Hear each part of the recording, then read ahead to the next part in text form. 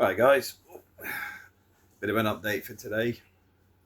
Um, so work's been a little bit complex at the minute, and I can't really go into it too much. But I've resigned, and we're heading to. Well, I'm taking them to a legal situation. I'm a bit cagey on the wording because I know, I know you're gonna be careful what you say. So we'll just say that there's some active legal stuff I've put into place around certain things, and I couldn't just leave it at that because I'm not sure where the lines get drawn. Um, but I've got to admit, it's been a bit of a sigh of relief in the fact that this gives me a clean exit because I needed the clean exit. I was concerned about certain things. And it's allowing me to exit on my terms. It's disappointing the way it's gone, but hey ho. On the upside, as I mentioned, I've been looking at Almira, and the properties there do seem quite good for the price. There's a lot of land with them. A lot of them are pretty ropey in the sense of you're going to do a lot of work on the properties, which I don't mind doing. I've got to admit, um, I think the opportunities to get something that's more what we were talking about with a community-based project is doable as well. I do think there's some serious opportunities there because Almira seems to be doing well on the food market in the sense of it's become a bit of a bread basket of Europe. Um, there's a lot of solar stuff there, solar generation. So there's a lot of sustainable projects there for the long term, which means the area is right. Just got to find the right property. So that's going to be an upcoming focus for me is looking at that. Um, a few business things because you may think I don't actually do a lot because I keep talking about doing stuff and it doesn't really go anywhere because a lot of the time I can't really discuss it. But I'm in that piece now where I've already resigned and not started another job yet, so I can speak about stuff that I developed. So this year I was talking at this Digital Construction Week in London around the risks on asset management because I'm predominantly in the PFI PPP industry, whether I like it or not. I've ended up there for so long; it's become a career. Um, but I'm also part of the Better Information Management Group, and we're developing stuff within that around Regulation 38, which is fire safety, the Golden Thread, which is document management from cradle to grave for buildings, for build projects. Um, and I'm also on the British Standards Institute's advisory on developing the standards for facilities management around the information management again. Um, you may see a pattern here because I've been doing this a long time, and a lot of this stuff is really, really basic, but really, really badly done. It doesn't matter which firm you go to; they're all having similar issues now. So, don't want to bore you too much, but if you imagine for everything you do, you get a manual, you get a receipt, you get some understanding why you did it, a scope document saying what you're doing and why you putting it together and what the outcomes are, what maintenance it needs, all that sort of stuff. And you get a big bin and just throw everything in there for 20 years. And then whoever wants their building back, because you had a contract to look after their building, they go, great. Can you give me all the manuals and show me the finance tracks and everything that everything about the business and the building and how everything's been managed over the years? And they go, oh, we ain't got any of that. That's the problem in the industry. And a lot of these buildings are coming to the end of contracts. A lot of the contracts were 15 to 25 years. Some of them are all longer to do with the finances originally. So the point being is there's a massive market to correct it. And this is why I'm doing a bit on 360 modeling. I'm proactively working with George, who owns Active Plan, which does all this 360 imagery, which blends asset data. You can tag assets inside the images, etc. Because as soon as I seen it, it's like that little spark comes out and goes, that'll work. That's something I've been looking for a long time. And rather than reinvent the wheel, George already has the tools. George is also very well connected in the industry, he knows lots of people, and working very close with him because I have a different knowledge base, because he's very focused on the data, the AutoCAD side of stuff, the technical aspects of the information, where mine's like the utilization and where the gaps are and where the problems are, because I do it from an operational and usage perspective. A lot of the things we do in the BIM group is actually bringing this stuff together, because we've got people there that go, when I put the original models together, it had all that information. Where's it all gone?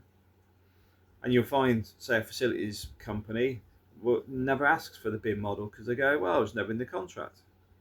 Nothing in there about maintaining 3D models. There's no money for a manager for BIM.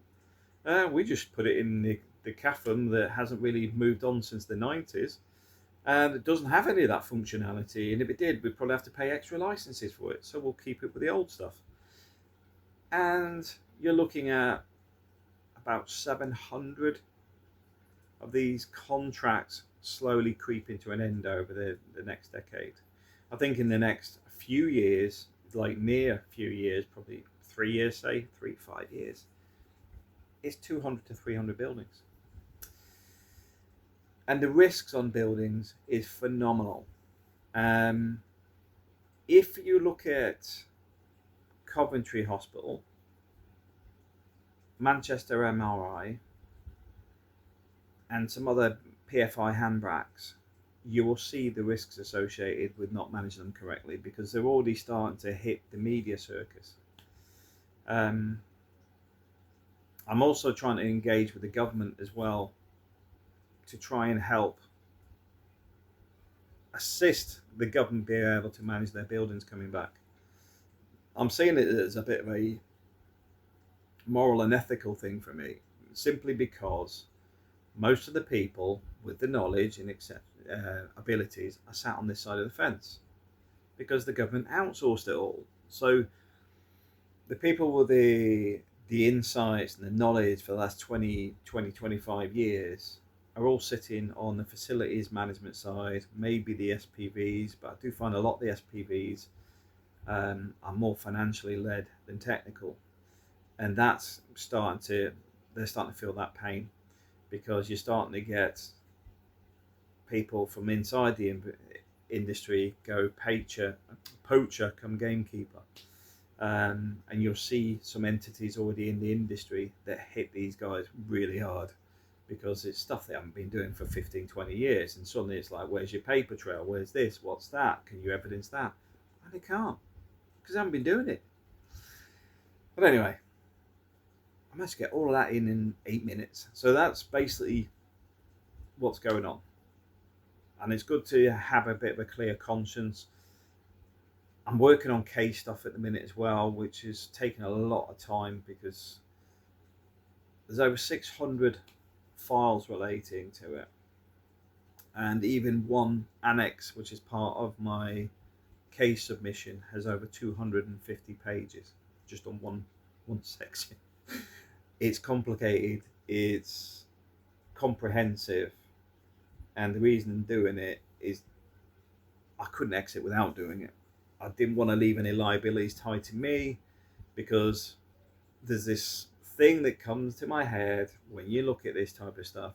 Did you do everything to make sure people in that building went home safe that day? If you cannot answer that truthfully, then you're part of the problem. Sounds blunt. I know some people will go, well, you don't realise, you don't. Oh, I do. Oh, I do. Don't you worry, I do, because I've been trying to make changes for a long time. But now I'm starting to work with George, with Active Plan and others, through the BIM group. Now I'm starting to speak at different events. I mean, the guys behind AutoCAD were really happy on the Digital Construction Week, and so I've got to touch base with them because they wanted me to speak at some of the healthcare shows as well. Because the thing with mine is, all these people piggyback on it, and I'm not stupid. It's costing them nothing to have somebody that's actually selling why you need to do this stuff. So they have the tools. They're the guys selling the gold rush, in the sense of they're selling the shovels. They're not out there mining the gold.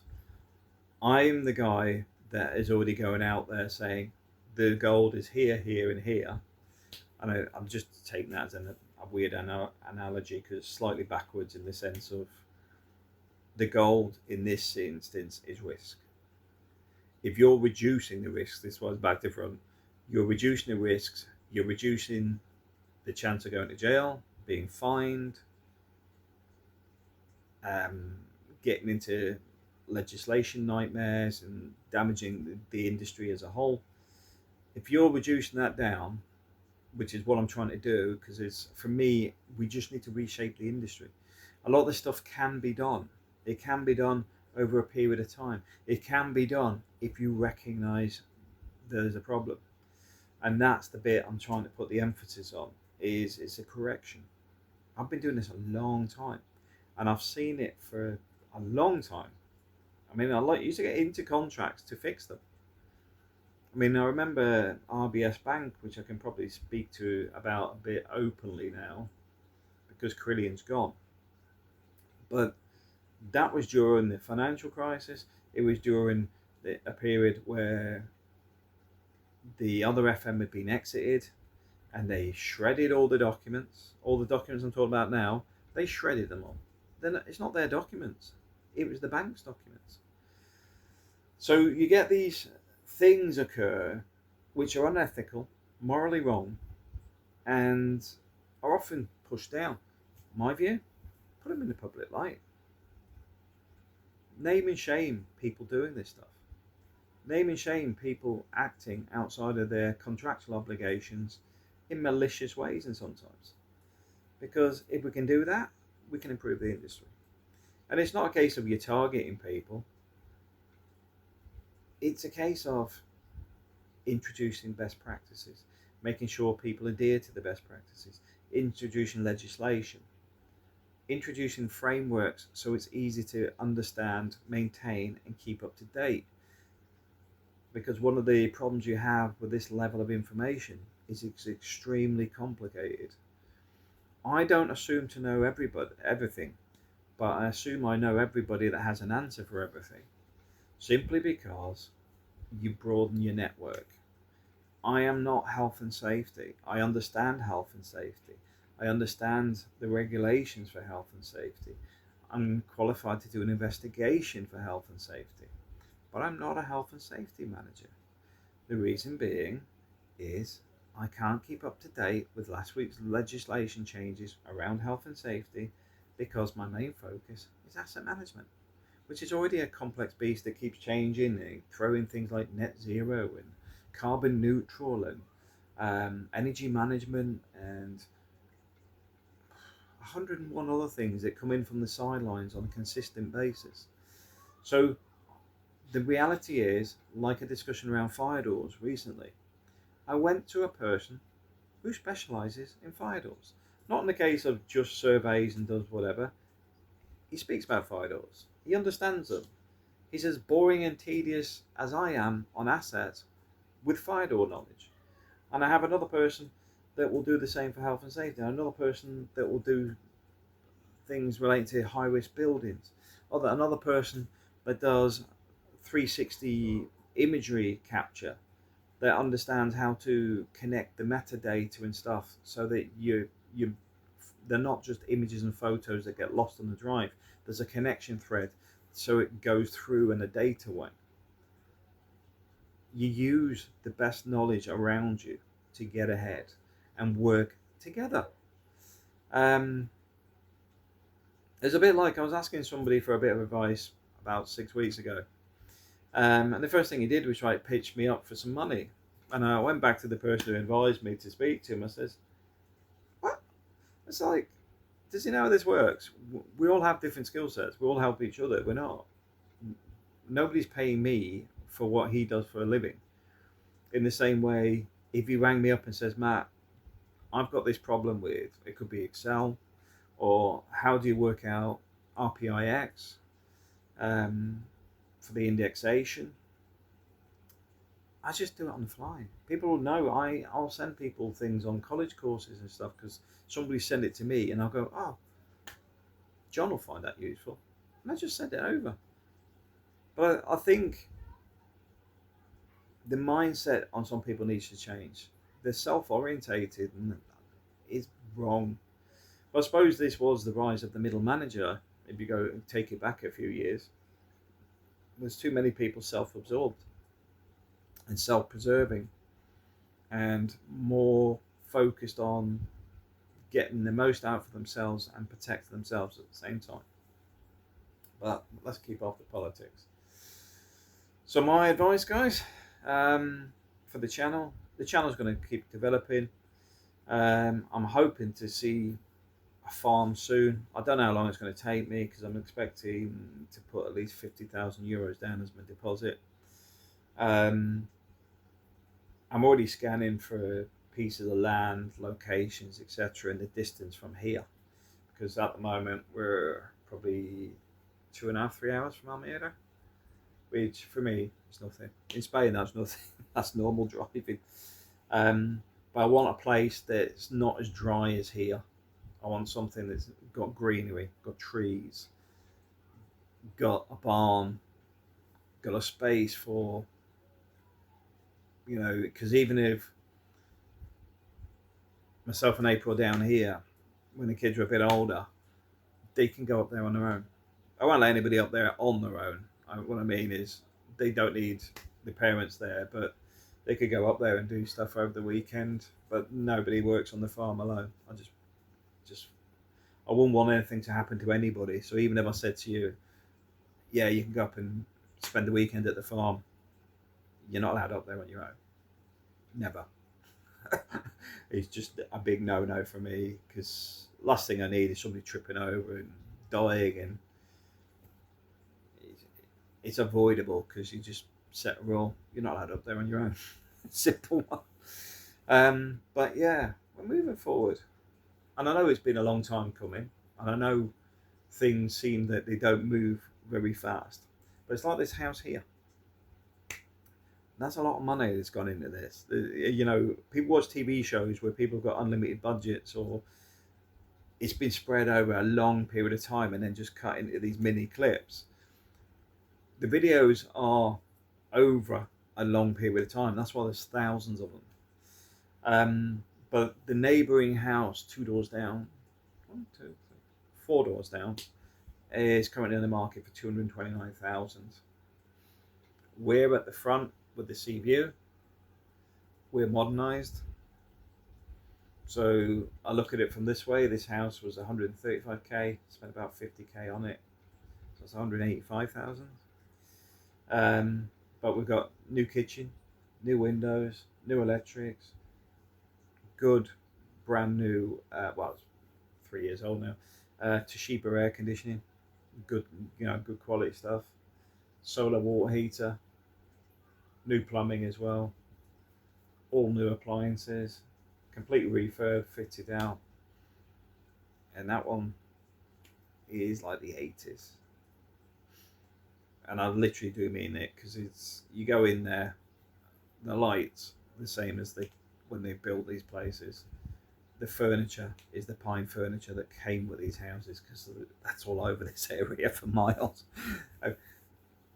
Spanish have used it for their holiday home, so it's not a home, it's a holiday home. So it's not renovated, it's not had money spent on it. It'll be the original electrics, original kitchen, original everything. I'm not even sure it's got air conditioning, but that's quite common here. So the point being is, you're looking at that for 229,000, and then you compare it to this next door with a better view and the office upstairs as well. You get an idea. I've had a good investment. So, but also the amount of money I've had to spend. That's €185,000 out of real money. I've got 50,106 euros left to pay on this one. And I'm tempted to pay the 107 this month to get it into the 40s because we've just paid the mortgage this week. But I'm starting to see we're progressing again. One of the problems I've had in recent years is the work life has not been good. I've had some difficult people in difficult companies. And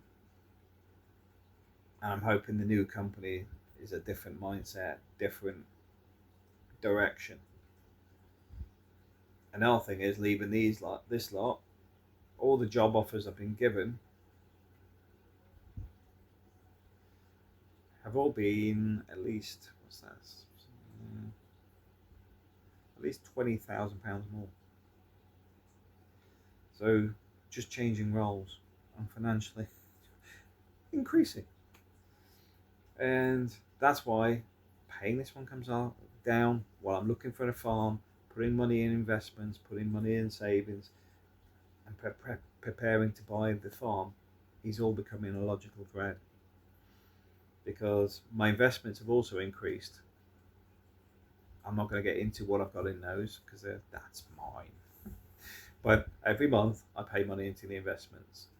So if this is looking at it logically, let's say it's 20,000 extra a year, and after tax, it's, let's just say 10 grand left, right? So it's an extra £10,000 a year I didn't have before. That's let's just say I could pay 12 grand off on the mortgage. That's a quarter of it gone. And I did that for 4 years. I've got no mortgage.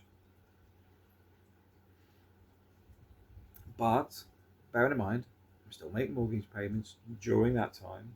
I'm still gathering savings. I'm still doing other stuff. We're moving again. The degree's finished as well, which means I've got more time. I have to admit, and I won't mention his name. Let's call him Bob. Bob catches me online playing Soviet Republic. Because to be fair, I've got this nasty habit of I work 24/7. So when things have sort of dropped down a bit, I have to keep busy. It's like now, I was going to do a walk and talk around the matter. But I thought, you know what, I'll do this video this way because I've done the last few as walks and talks, and I'm going back to the UK shortly. So I'll be doing more videos around the UK as well, because I know I've been letting everybody down a bit on the video. But take this little guy with us. This is one of those little Neo drones, the ones that just sort of follow you. So he's coming with us.